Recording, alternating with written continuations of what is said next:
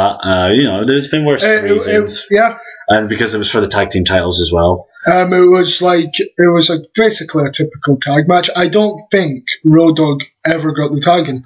I don't there was like the heel tactics. Like I love that the headbangers did like a tug. That's like you just clap your hand and you choke the ref. Yeah, like the face is like coming in. The ref's faced away and they do that, but they haven't actually tagged each other in. No, they're both just in the ring. Yeah, it's one of those tag team matches that it's great because like the good guy gets beaten down for a while until like he either tags in his more or less they do tag in their partner in the end, and then they kind of like jump and start beating on them. But I don't think he actually did. No. Like you see, the match ended with a DQ where Road Dogg got so frustrated with not getting tagged in, he took the radio and hit Mosh on the head with it. Because, good. Well, I enjoyed this match more than I was expecting. Yeah. Throughout the whole show, I wasn't really expecting much because, the whole in your house thing, I was just like, nah, but never judge a book by its cover kind of thing. So far, I enjoyed most of the event. Shame with Mosh not getting a good deal, like having to break kayfabe, break character. Yeah, break kayfabe, but I think that was like kayfabe. I think he was told to break character. I don't know. It was something stupid. He was like a brownie kind of guy. He was like this weird guy. Beaver Brown or whatever his name was. Liked his mum way too much.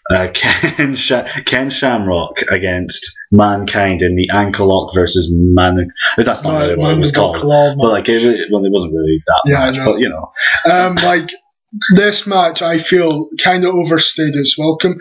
It was good up until they went outside and Mankind took a really awful I think it was Thank God it's not PG though, because Mankind exposing Mr. Socko, what he's wearing underneath. I know that would blow me slow. It's a good thing that it wasn't PG back then. Or was it PG? It wasn't PG. No, I'm not too sure. I don't know. If it was, we might have been wrong. Ken Shamrock. Sorry, you carry on. He took a weird body slam move on, and it was only his leg that hit the steel steps. That was painful. Ken Shamrock pretty much had the upper hand the majority of the match. He was working the leg. That was the good part. He was working the leg, but it did overstay its welcome because there was a point in time where he just stood. Yeah. It's just a shame when matches when they run out of steam, they just have to stand there and pretend they're angry at one another. Ken Shamrock, I've always liked his work, just from proper intent. Yeah. Just he's just mad. He's I want to break this person's ankle for no reason. He did a belly to belly to back suplex to the referee after the match when he found out that he had the ankle lock locked in. Mick Foley got to the ropes, then he let go, pulled him back to the middle of the ring, applied it again, and Mick Foley choked himself out with the he knocked himself out. It was his face when he was told that it wasn't the ankle lock was priceless. Yeah. What? His eyes popping out of his skull. It was funny. The Rock versus Mark Henry was the next match. I think Mark Henry coming out doing a poem. Yeah, to China. I love letters. Much better than John Cena's limericks that he invents. I mean, it was just brilliant. I think this was the shortest match of the whole show. Yeah, because we were we were trying to find this because it wasn't on. It wasn't on YouTube, so went on and it was just about 10 minutes or something. Yeah. The Rock came out and just more or less destroyed him in a way. The Rock and Mark Henry pretty much did get beaten up quite a bit in this match, but D'Lo Brown came down and The Rock saw D'Lo Brown come down. As soon as he went on the apron, he punched him. Yeah. And that was pretty good. The Rock managed to pick up D'Lo Brown, do body slam suplexes and stuff like that, which I'm not surprised that he'd be able to do because it's The Rock. Yeah, The Rock returning last night to to Raw. And he's apparently going to be at Royal Rumble. Well, what I can see from all the Rock's thing is he's probably going to be champion. Yeah. It's just a shame that he will lose it to John Cena at WrestleMania. Probably, yeah. Bold prediction right there.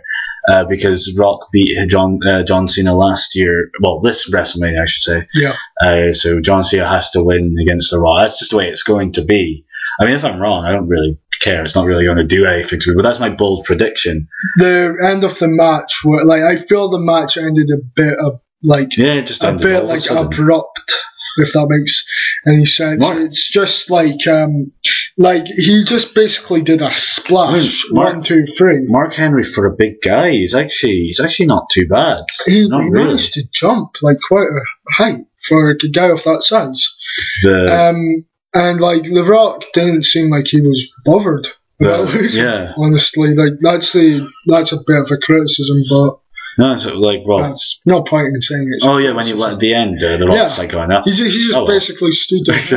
Just that. Oh well, we all lose every now and then, the main event was Kane versus The Undertaker to crown a new WWF champion. With Stone Cold Steve Austin as the referee. Throughout all the night, Stone Cold had been told to go dress in the dressing. No, the referee's locker room, which is basically a cupboard. It's just a boy, and then the Stone Cold, of course, being Stone Cold, being rebellious. This match wasn't. It was good for what it was. Not really. I enjoyed it. I really enjoyed it. I remember quite a bit that happened in this match. There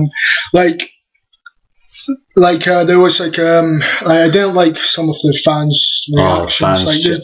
Fans chatted boring, and I thought that it wasn't even boring. Compared to now. Compared to now, yeah. But I don't really remember. I liked Stone Cold's interaction with both Kane and The Undertaker, and then they both just got so annoyed with Stone Cold, and they just beat him up. Yep.